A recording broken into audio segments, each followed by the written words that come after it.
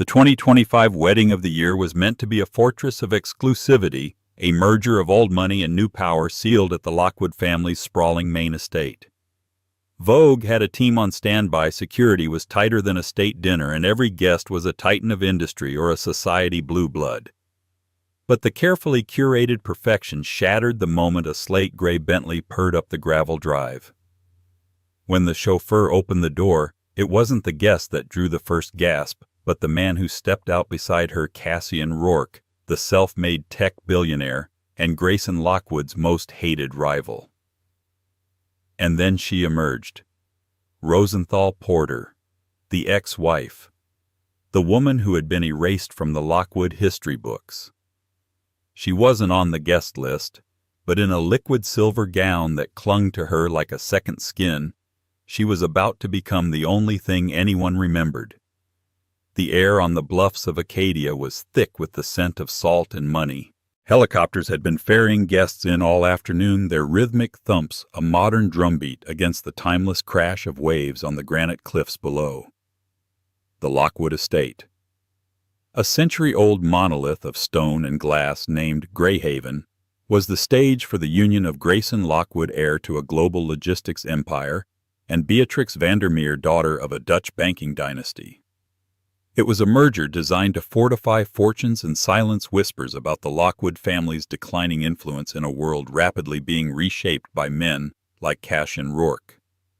And there he was, an apex predator, in a world of pedigreed sheep, his hand resting lightly on the small of Rosenthal's back. Cassian's presence alone was a declaration of war. He and Grayson had been locked in a brutal corporate battle for the better part of 5 years, a fight that was as personal as it was professional. For him to show up at Grayson's wedding was an audacious, almost theatrical act of provocation.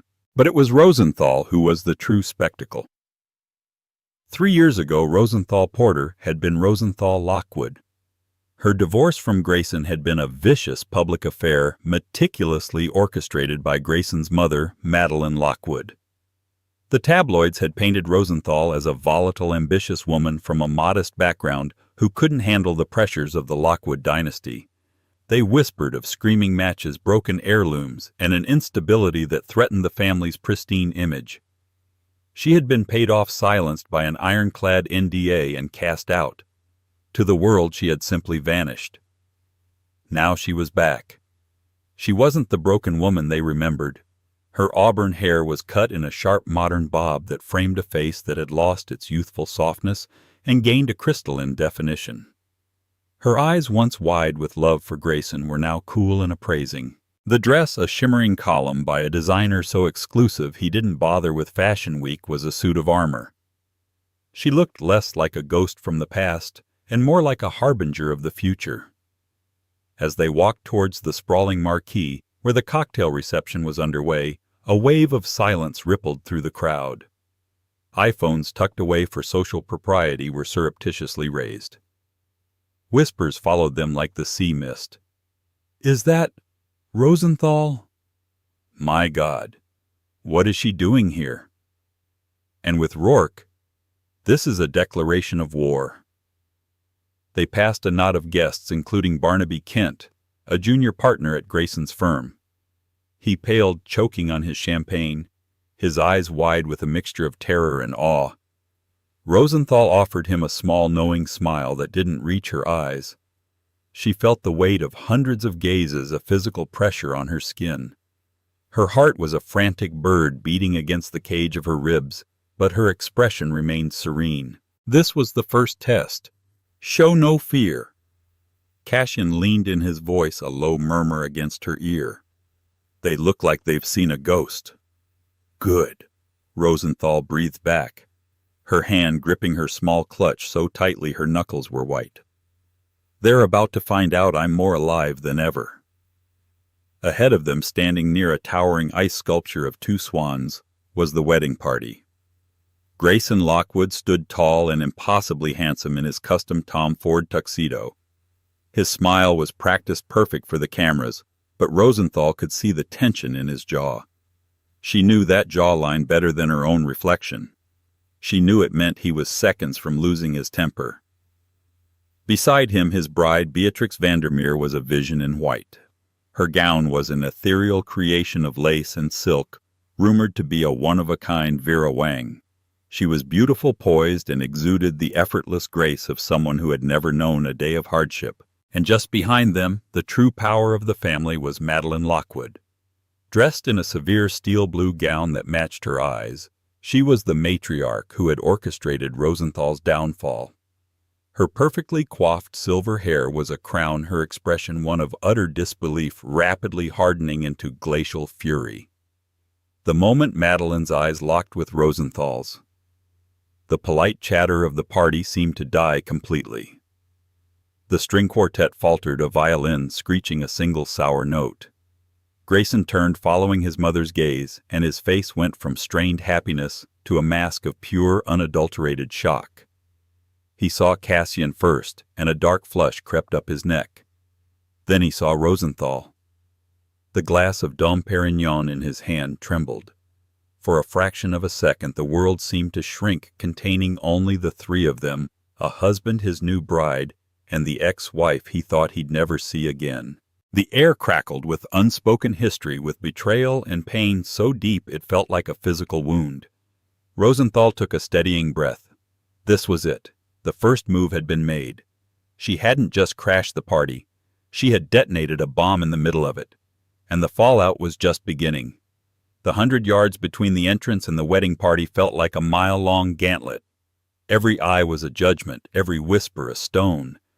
Rosenthal kept her chin high, her posture perfect, channeling years of etiquette lessons Madeline herself had insisted upon. She was using the weapons of her enemy against them. Grayson was the first to move. He handed his champagne flute to a stunned-looking Beatrix without a word and strode towards them, his long legs eating up the manicured lawn. He was a man used to command, to having the world bend to his will, and his face was a thundercloud of rage. "Rourke!" He snarled, his voice low and dangerous, ignoring Rosenthal completely. "What in God's name do you think you're doing here? Get off my property, now!" Cassian Rourke, who had built a multi-billion-dollar empire by disrupting old guard institutions like the one Grayson represented, simply smiled. It was a lazy, infuriatingly confident smile. "Grayson, relax. It's a party. I heard you were getting married and wanted to wish you well. My invitation must have been lost in the mail." He gestured towards Rosenthal. "Besides, my date was so looking forward to it." Only then did Grayson's eyes snap to Rosenthal. The raw fury was replaced by a complex storm of emotions, shock, confusion, and a flicker of something else, something that looked painfully like old hurt. "Rosie." He breathed her name, a ghost on his lips. "You can't be here." "And yet here I am," she replied, her voice steady despite the violent tremor in her soul. Seeing him up close, smelling the faint familiar scent of his cologne, a custom blend from a perfumer in Paris, was like a punch to the gut. The memories she had worked so hard to bury threatened to break through the surface. A rainy afternoon in their first apartment, his laughter as they tried to assemble a piece of furniture, the weight of his hand in hers. "This is a private event," Grayson said, his voice regaining its harsh edge as he rebuilt his walls. "You're trespassing." "Am I?" Rosenthal countered, allowing a small, cold smile to touch her lips. "I helped design this garden, Grayson. I chose the very roses your mother is about to have a stroke over. I think I know my way around." It was a calculated strike, a reminder that she had once been mistress of this house, before Beatrix, before the lies. Madeline Lockwood arrived, a regal ship sailing in her son's wake.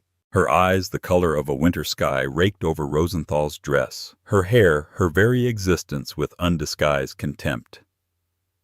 "Rosenthal," Madeline said, her voice dripping with venomous civility. "I see you've found a new benefactor. Tell me, Mr. Rourke, what's the going rate for this kind of loyalty these days? I trust you're paying her more than we did for her silence." The insult was designed to humiliate, to cast Rosenthal as a paid escort. It was the same tactic Madeline had used during the divorce proceedings, leaking stories that painted her as a gold digger. In the past, it would have shattered her. But the Rosenthal who stood here today was forged in that fire. "Careful, Madeline. Cassian interjected smoothly, stepping slightly in front of Rosenthal. "You're talking about my guest. And you wouldn't want to start any unpleasant rumors on your son's big day. The press is just over there after all."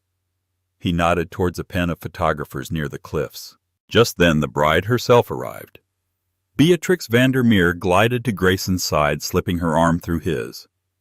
She looked at Rosenthal, not with anger, but with a kind of placid curiosity, as if observing an exotic but harmless creature. "Darling, who are your friends?" she asked, her voice light and musical with a faint European accent. "They're not friends, Bea," Grayson said through gritted teeth. "They're leaving."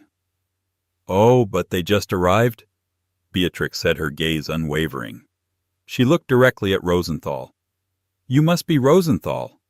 Grayson has told me so little about you."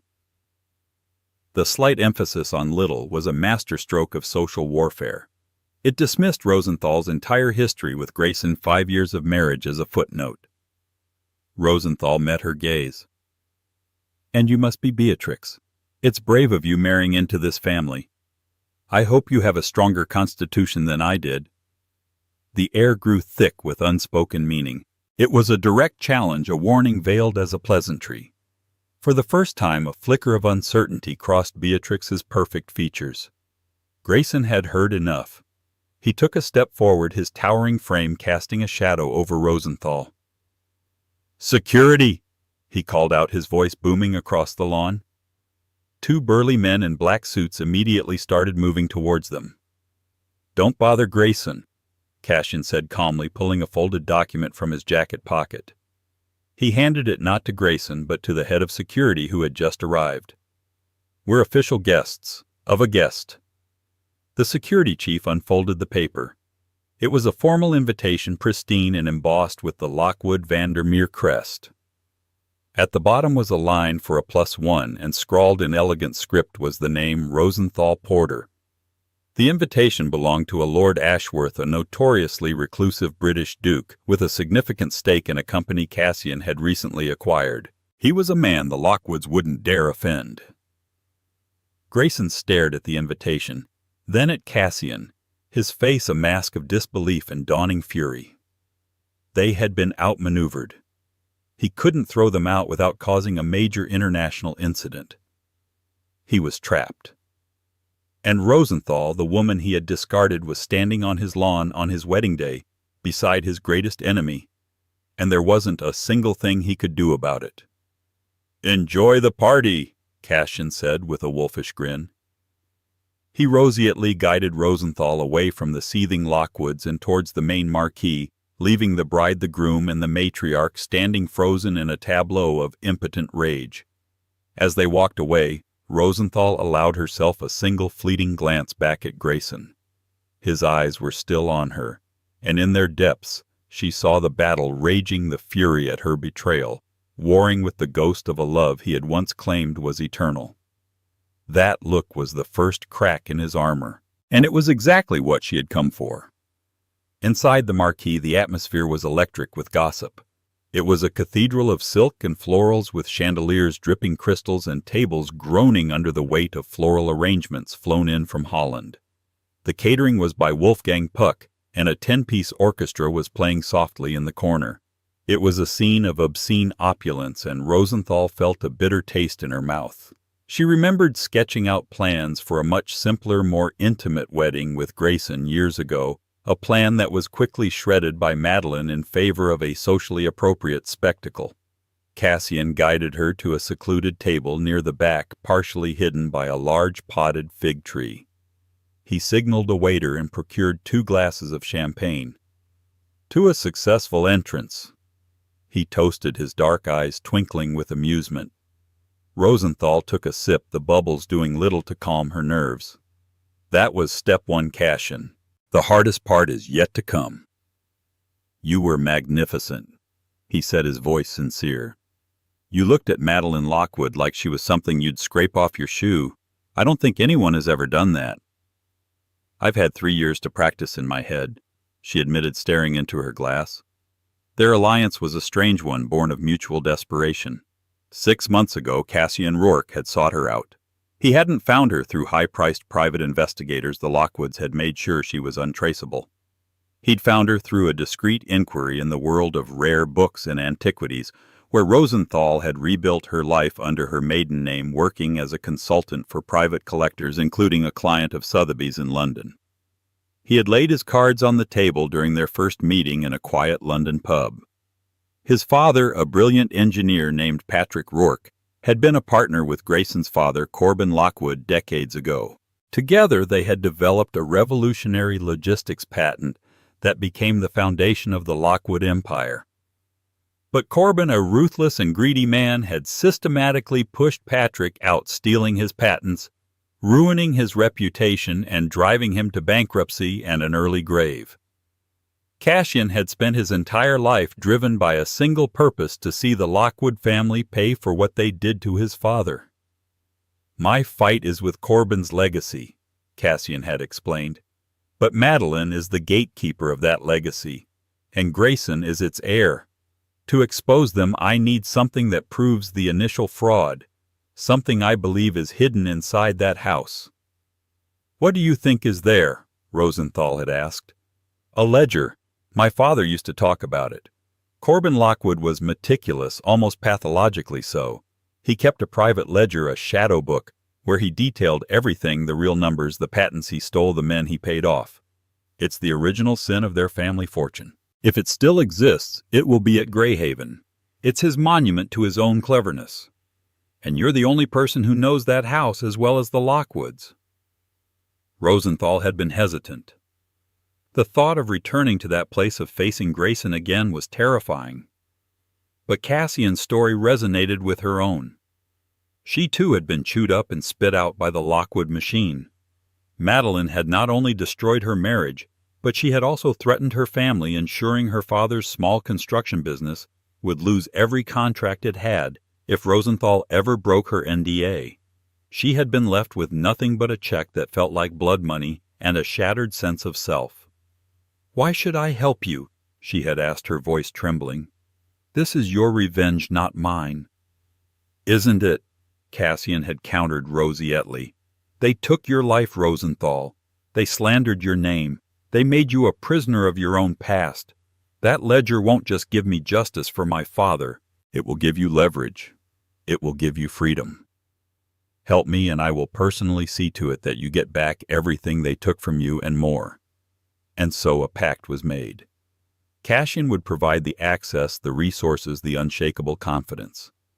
Rosenthal would provide the key, her intimate, painful knowledge of Greyhaven and the family that inhabited it. Back in the Marquis, the weight of their mission pressed down on her. "Madeline won't let us out of her sight," Rosenthal murmured, scanning the crowd. "And Grayson looks like he wants to personally throw me off the cliffs. Let them watch." Cassian said, his gaze fixed on the head table where the Lockwoods were now seated. "The dinner is scheduled to start in 20 minutes. After the main course, there will be speeches. That's our window. Madeline will be distracted playing the proud mother. Grayson will be trapped at the head table. The staff will be busy with service." "The library," Rosenthal said, her mind already mapping out the estate. "Corbin's private library. It's on the second floor of the West Wing. It's the only room Grayson never changed after his father passed. He called it a mausoleum." "Is that where you think it is?" "I know it is," she said with certainty. Corbin had a hidden safe built behind a 17th century painting of a naval battle. He showed it to me once after too much brandy. He was proud of it. He said it was where he kept his true legacy. She shuddered at the memory of the old man's cruel smirk. "Then that's where you'll go," Cassian stated. "I'll create a diversion if you need one. Something they can't ignore." Rosenthal looked at him, at the intensity in his eyes. This was more than business for him. It was a crusade. And she was his most valuable soldier. "And what if I get caught?" Cassian's expression softened. He reached across the table and briefly covered her hand with his.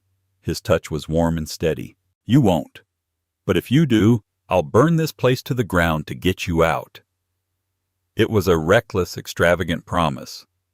But looking into his determined face, Rosenthal believed him. For the first time in 3 years, she wasn't alone in her fight. She had an ally, and together they were going to reclaim their past from the family that had stolen them. The dinner was an excruciating affair. Rosenthal and Cassian were seated at a table with distant cousins and business associates who pointedly ignored them, directing all their conversation to a bewildered-looking Belgian count and his wife.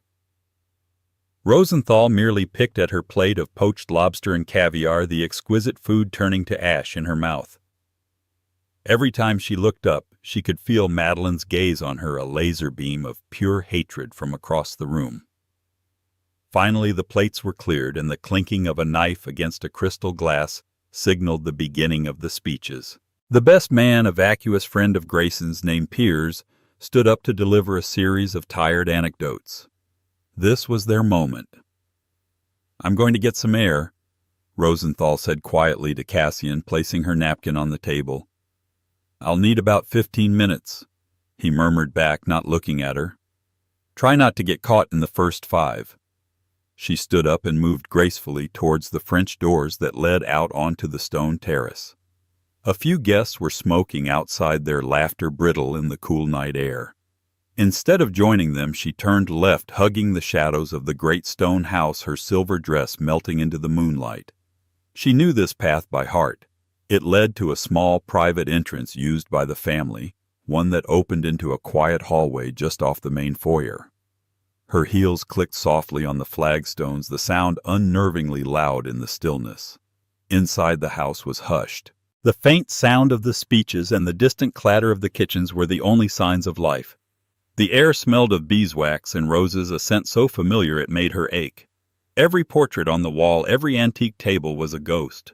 This house had been her home and her prison. She slipped up the grand curving staircase, her hand trailing along the polished mahogany banister. At the top of the landing she paused, listening. Nothing. The west wing was silent. Corbin Lockwood's library was at the very end of the hall.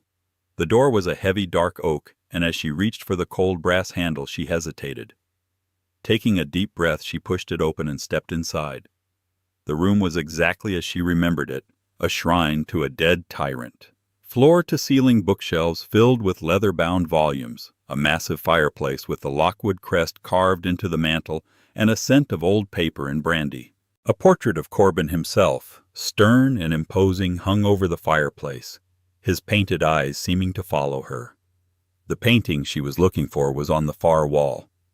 The Battle of the Texel, a dramatic Dutch masterwork of ships and smoke. She remembered Corbin boasting that he'd outbid a museum for it. He loved the symbolism, chaos, and destruction leading to ultimate victory. She ran her fingers along the ornate gilded frame, searching for the concealed catch. Her heart hammered against her ribs. This was insane. She was a thief in a house that was once her own, surrounded by enemies. A floorboard creaked in the hallway. Rosenthal froze, her blood turning to ice. She flattened herself against the bookshelves, melting into the shadows cast by a reading lamp. She held her breath, listening. The footsteps were light, slow, and deliberate. They stopped right outside the library door. The handle began to turn. Rosenthal's mind raced. There was nowhere to hide. The room was open, the furniture sparse. This was it. She was caught. The door swung open, and framed in the doorway was not a security guard, not Grayson, but his mother. Madeline Lockwood stood there, her face a mask of cold triumph. "Looking for something dear?" she asked, her voice soft and deadly. "Perhaps a souvenir from your old life." Madeline stepped into the room, closing the door softly behind her. The click of the latch echoed like a gunshot.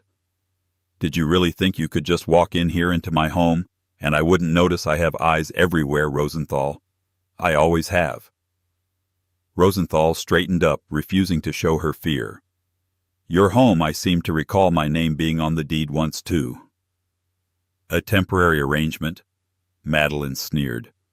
"One of my son's few and most regrettable mistakes, a mistake I corrected." She took another step closer, her eyes scanning the room, then landing on the naval painting.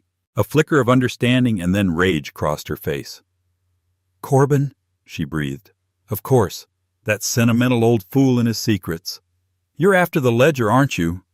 Rourke put you up to this. He wants to ruin us." Before Rosenthal could respond, Madeline moved with surprising speed. She walked to the large mahogany desk and pressed a concealed button on its underside. A discreet panel slid open on the wall, revealing a security keypad. "My husband was a man of many secrets," Madeline said, her fingers hovering over the keypad. "But I was his greatest confidant. I know them all, and I am a much better guardian of them than he ever was." Suddenly a commotion erupted from downstairs. A man's voice, amplified and furious, boomed through the house. It was Cassian.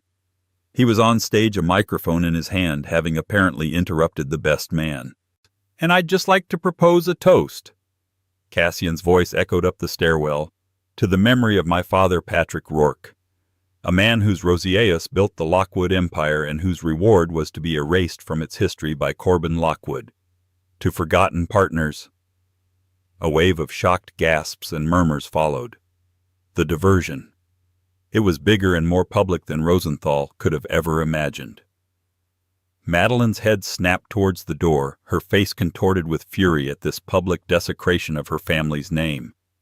It was the split-second distraction Rosenthal needed. While Madeline was looking away, Rosenthal lunged for the desk, not for the security panel, but for a heavy bronze letter opener lying on the leather blotter.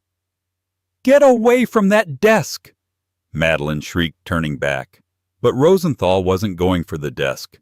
In one fluid motion, she ran to the fireplace, jammed the tip of the letter opener into a tiny, almost invisible crack in the stone crest, and twisted it. With a low groan, a section of the stone mantelpiece swung inwards, revealing a small dark cavity. Madeline stared dumbfounded. "What? How?" "Corbin had more than one hiding place," Rosenthal said, her voice shaking with adrenaline. "He told me he never put all his secrets in one basket, especially not one his wife knew about." She reached inside, and her fingers closed around the cool, worn leather of a thick, heavy book. She had it, the shadow ledger, but she wasn't alone, and the library door was still closed. Madeline Lockwood stared at the ledger in Rosenthal's hands as if it were a venomous snake. Her carefully constructed composure finally cracked, revealing the raw, desperate panic beneath. "You will not leave this room with that book," she hissed, her voice dropping to a terrifying whisper. "I will tell them you attacked me. I will scream and security will be here in seconds. They will believe me. They always believe me." Rosenthal's heart hammered. She clutched the ledger to her chest. Madeline was right. It was Rosenthal's word against the powerful Lockwood matriarchs. It was a battle she had already lost once before. She backed away slowly towards the door, her mind racing, searching for an escape route, a way out of the checkmate. And then the door opened again. Both women flinched, turning to see who had come to investigate the commotion. It wasn't security. It wasn't Grayson. It was Beatrix, the bride. She stood in the doorway, her white dress looking almost luminous in the dim light of the library. Her face was pale, her expression unreadable. She took in the scene, Madeline incandescent with rage, Rosenthal clutching a dusty old book looking like a cornered animal. "What is going on?" Beatrix asked, her voice quiet but firm. "Cassian Rourke is making a scene and you're both up here, in the dark." "Beatrix, darling, go back to the party," Madeline commanded, resuming her matriarchal tone. "This is a private family matter. This woman is unwell. She's delusional." Beatrix's eyes moved from Madeline to Rosenthal, and then to the ledger. A strange look of dawning comprehension crossed her face. She took a step into the room and closed the door behind her, shutting the three of them inside. The silence was absolute. "Is that it?" Beatrix asked, her voice barely a whisper, her gaze fixed on the book. "Is that the leverage?" Rosenthal and Madeline both stared at her, stunned into silence. Beatrix let out a short, bitter laugh that was utterly at odds with her angelic appearance. "Oh, don't look so surprised, both of you. Did you really think I was that naive, that I didn't do my own research before agreeing to chain myself to this family?" She walked further into the room, her silk gown rustling softly. She looked directly at Madeline. "Your son is a decent man, Madeline. A bit weak, perhaps. A bit too eager to please you. But he's decent. You, however," she shook her head, "you are a monster." Madeline was speechless, her mouth opening and closing like a fish. Beatrix turned her attention to Rosenthal. "My father's bank," she said, her voice now trembling with a suppressed anger Rosenthal recognized all too well. "The Van der Meer Bank has been struggling for years. We took some risks, made some poor investments after the 2008 crisis, things that weren't strictly legal.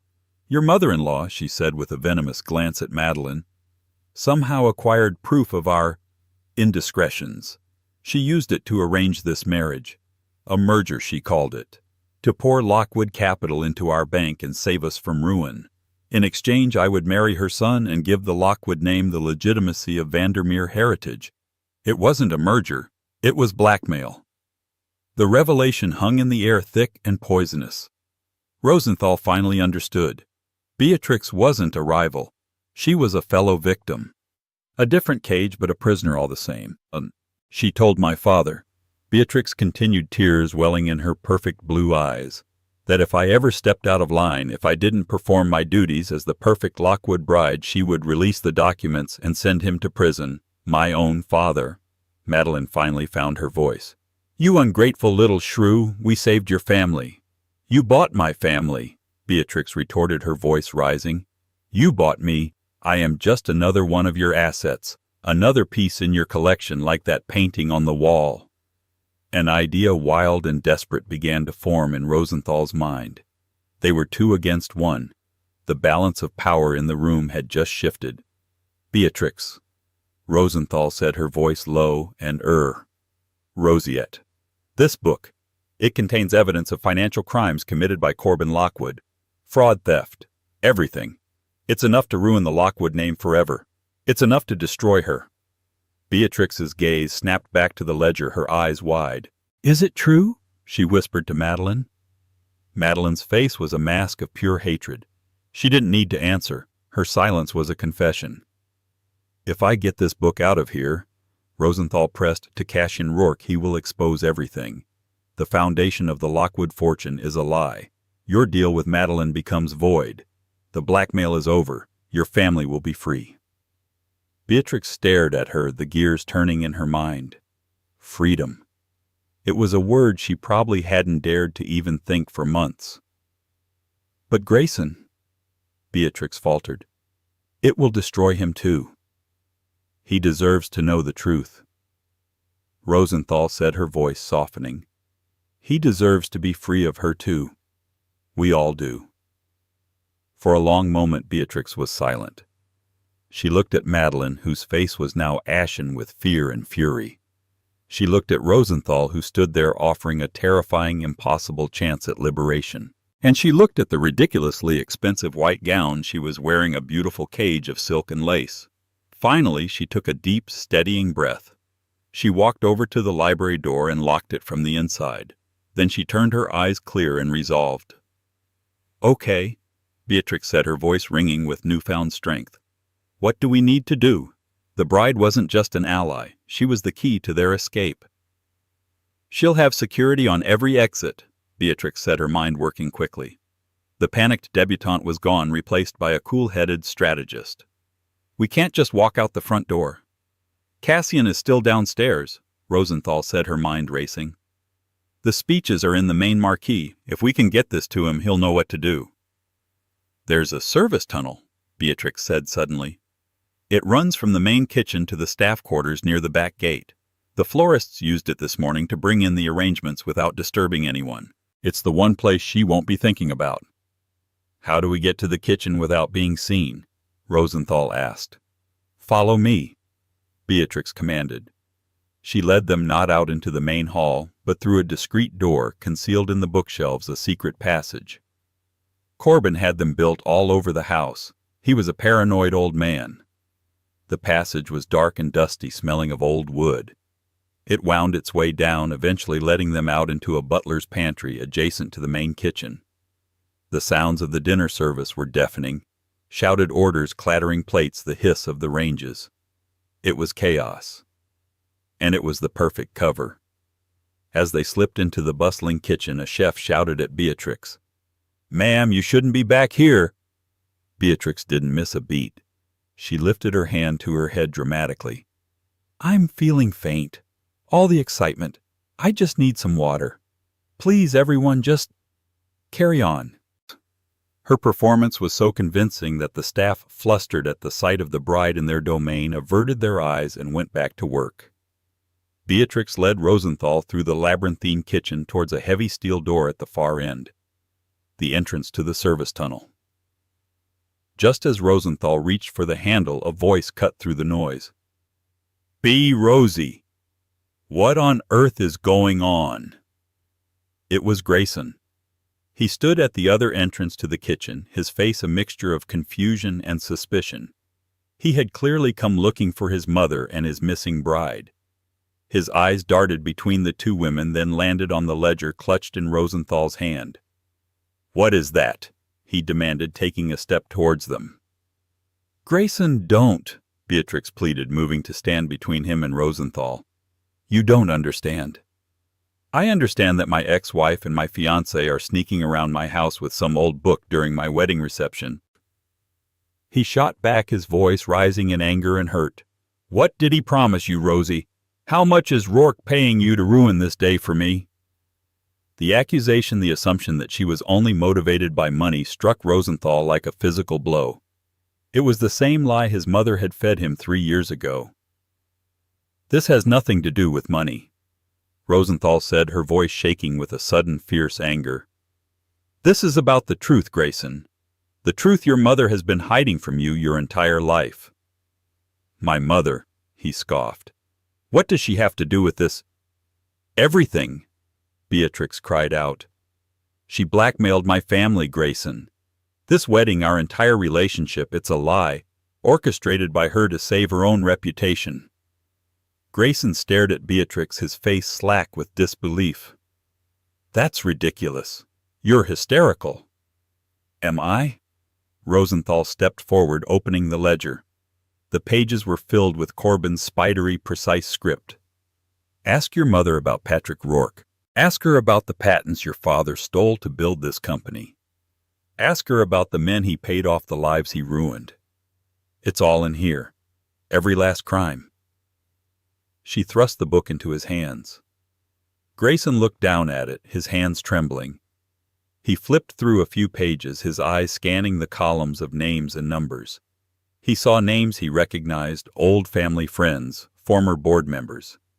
He saw figures that made no sense, payments to shell corporations, notes on intimidation tactics. And then he saw a detailed entry about the systematic dismantling of Patrick Rourke's career, signed with his father's arrogant flourish. The blood drained from his face. The world he had known, the legacy he was meant to inherit, was crumbling before his eyes. At that moment, Madeline appeared in the doorway behind him, flanked by 2 security guards. She had found another way down. Her face was a mask of cold fury. "Grayson, give me the book," she commanded. "Don't listen to her lies." Grayson looked from the ledger to his mother's hard, unforgiving face. He saw the truth in her eyes, the desperate denial that was a confession in itself. He saw a lifetime of manipulation, of being molded and controlled, of being kept in the dark. "Is it true?" he whispered, his voice cracking. "All of it. Your father did what was necessary to build a future for you." Madeline said, her voice unwavering. "I did what was necessary to protect it. You should be grateful."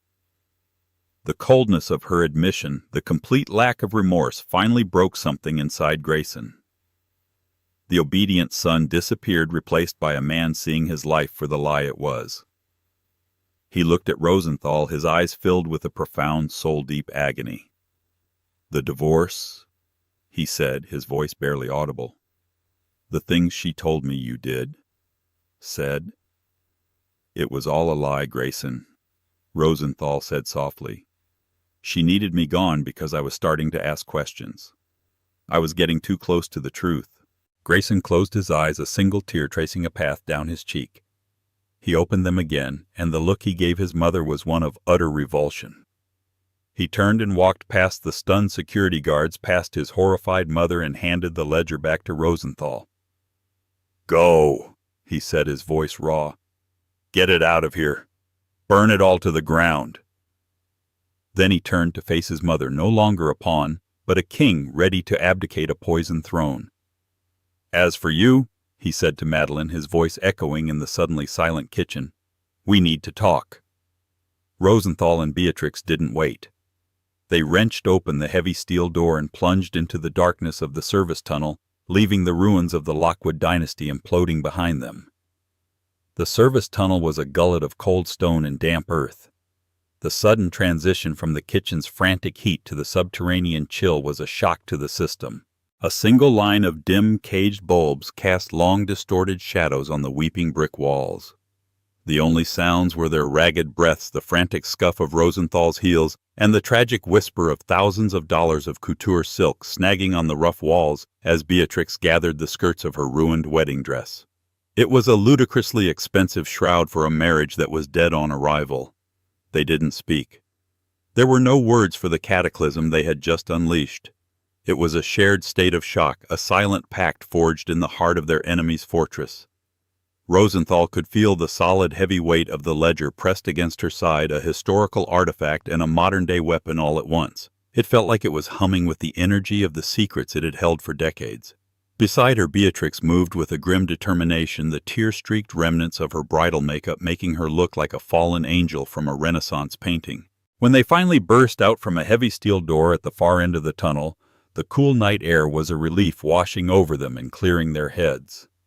They were behind the estate's sprawling garages, a sterile, functional space, worlds away from the curated opulence of the party.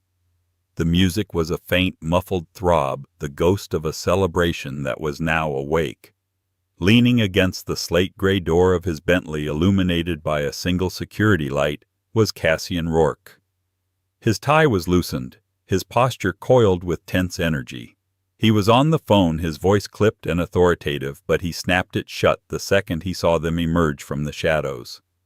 The relief that washed over his face was profound, erasing the years of calculating ambition and leaving behind something raw and human. "I was about to send in a rescue party," he said, his voice a low rumble as he strode towards them. His eyes found Rosenthal's, a silent, intense question passing between them. In response, Rosenthal held up the ledger. The simple gesture felt momentous, a flag of victory planted after a long and brutal war. "It's done," she said, her voice hoarse. "It's all in there." Beatrix added, her voice trembling but steady. "Everything. More than you could have imagined." Cassian's gaze fell upon the book in Rosenthal's hands, and for a moment he simply stared. This was it. The culmination of his life's work, the ghost that had haunted his family for 2 rosurations, made tangible in worn leather and faded ink. When he finally reached out to take it, his movements were slow, almost reverent. As his fingers brushed Rosenthal's, a spark of shared adrenaline passed between them. He clutched the book to his chest, closing his eyes for a fraction of a second. It was the only crack in his armor of control she had ever seen. He opened his eyes and looked at Beatrix, his expression softening with a surprising roseatelness. "You were incredibly brave." At the unexpected kindness, Beatrix's composure finally broke. A shuddering sob escaped her, a sound of profound relief, grief, and the terrifying vertigo of sudden freedom. Cassian placed a steadying hand on her shoulder. "My driver is waiting just down the lane," he said calmly. "He'll take you wherever you need to go. A hotel, the airport, a friend's house. My lead counsel's name is on a card in the back seat. Call her. She's been briefed. Your family is protected, Beatrix. I give you my word. The blackmail ends tonight." Beatrix wiped at her tears with the back of her hand, smearing her makeup but looking more herself than she had all night. She looked from Cassian to Rosenthal, her eyes filled with a gratitude so deep it needed no words. "He was right, you know," she whispered to Rosenthal. "Grayson. He said you were the strongest person he ever knew. His mother convinced him that your strength was a threat." She managed a small, watery smile. She was right about that, at least. With a final, meaningful look of solidarity, she turned. Another car, a discreet black sedan, pulled out of the shadows. Beatrix got in without looking back at the house of lies she had almost married into, and was driven away into a future that was suddenly terrifyingly her own. Rosenthal and Cassian stood in the silence, the distant, chaotic sounds from the party serving as the funeral pyre for the Lockwood dynasty. "So that's it," she said quietly, feeling an exhaustion so profound it was bone deep. "The original sin. Justice for my father." Cassian said, his voice thick with an emotion he didn't try to hide. He looked at her, his usual confident demeanor replaced by a raw vulnerability. "You risked everything, Rosenthal. I saw Grayson's face. I heard his mother. It could have gone the other way so easily." "So did you," she replied, meeting his gaze. "Walking in there making that speech. You put a target on your own back." She hugged her arms around herself, a sudden shiver running through her. "We both had ghosts to put to rest." The next morning Rosenthal awoke to the unfamiliar silence of a suite at the Carlyle. Sunlight streamed through the vast windows, illuminating dust motes dancing in the air. For a moment she was disoriented, the plush linens and gilded furniture feeling like a dream. Then the memories of the night before came rushing back, not as a nightmare, but as a series of sharp, vivid tableaus. She swung her legs out of bed and saw her phone on the nightstand buzzing incessantly. The screen was a wall of notifications. She ignored them and turned on the large television. It was on every channel. Not as a society gossip item, but as the lead story on Bloomberg, CNBC, and the BBC. The collapse was swift and total. The story hadn't been leaked, it had been executed. Cassian's legal team had delivered a perfectly assembled package of evidence to the Securities and Exchange Commission and the Department of Justice an hour before releasing a damning, meticulous summary to the world's most reputable financial news outlets. There were no salacious rumors, only cold, hard facts pulled directly from Corbin Lockwood's own ledger. The Lockwood Global Logistics stock had been suspended from trading pending investigation. Federal Roseates were already at the company's headquarters. Madeline Lockwood's assets had been frozen. The fall of the House of Lockwood wasn't a slow decay, it was a demolition.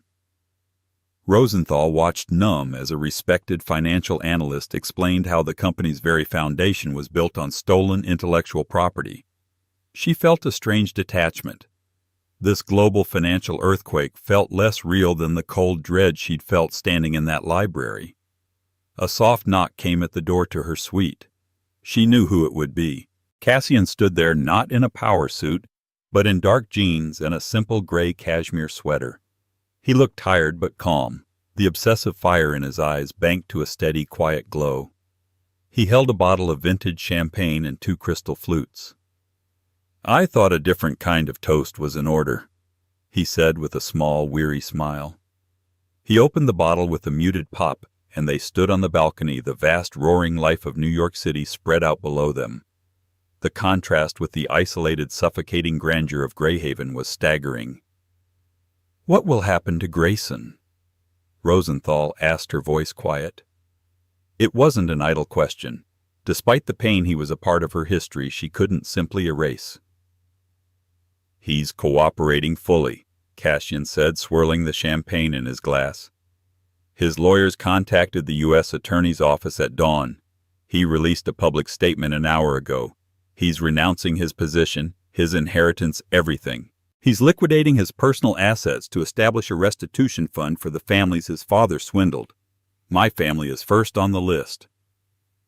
Cassian looked at Rosenthal, his expression unreadable. "It won't undo the past, but he's trying to do the right thing, finally." Rosenthal nodded, absorbing the news. A quiet sadness settled in her. She had loved the man Grayson could have been, and now, ironically, it was only in the complete ashes of his life that he might finally become him. "And what about you?" Cassian asked, his tone shifting from business to something deeply personal.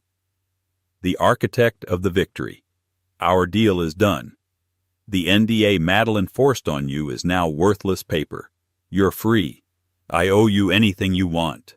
A new start, a quiet life in some sun-drenched paradise, a fund to start your own business. Just name it." Rosenthal looked out at the endless city, at the millions of lives intersecting below. For 3 years she had dreamed of this moment. She thought she would want retribution to see Madeline humbled, to have the world know the truth. She had achieved all of it, but the feeling wasn't the fiery triumph she had expected. It was a quiet, profound stillness. The war was over, and she had survived. "I don't want revenge anymore," she said, turning to face him. "I think somewhere along the way last night I let that go." She looked at her hands, no longer clenching a clutch purse in fear. "And I don't need a new start. That's what you do when you're running from something. For the first time in years, I don't feel like running. I feel like I can just continue."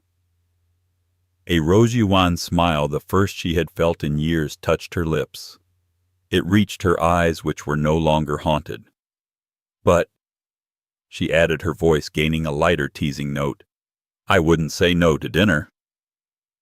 Cassian's answering smile was like the sun breaking through clouds. It was bright and full of a future that hadn't existed 24 hours ago. "I know a place," he said. As he refilled their glasses, the afternoon sun glinting off the crystal, Rosenthal knew this wasn't an ending. It was a beginning, earned through fire and forged in truth. She hadn't been on the guest list for the wedding of the year, but she had ended up dictating the terms of the rest of her life. And this time, she would be the only one holding the pen. In the end, it wasn't about the dress, the billionaire, or the shock on their faces. It was about one woman's refusal to remain a ghost in her own life story. Rosenthal Porter walked into the heart of the dynasty that broke her, not just to reclaim her past, but to liberate her future. She proved that the most powerful weapon isn't wealth or status, it's the truth. And sometimes the person who wasn't invited is the only one who can burn the whole corrupt house down. The story of the Lockwood wedding serves as a chilling reminder that secrets like bodies can't stay buried forever, and the people you underestimate are always the ones who hold the most power. What do you think? Was Rosenthal right to seek such public revenge? Or should she have just walked away? Let me know your thoughts in the comments below. And if you enjoyed this story of drama, betrayal, and ultimate vindication, please don't forget to hit that like button, share it with a friend who loves a good story, and subscribe to the channel for more true life dramas. Your support means the world. Thank you for listening.